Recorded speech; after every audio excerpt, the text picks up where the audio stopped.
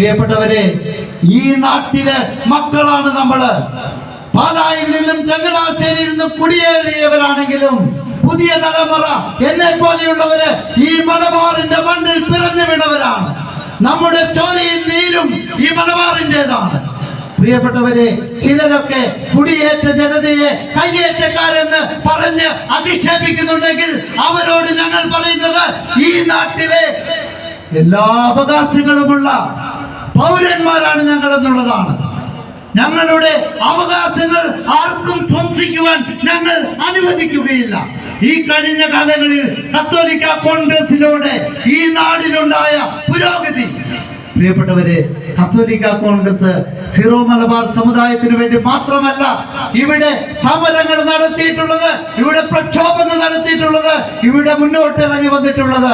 ഈ നാട്ടിലെ സാധാരണക്കാരന്റെ നെറ്റിയിലെ വിയർപ്പ് കൊണ്ട്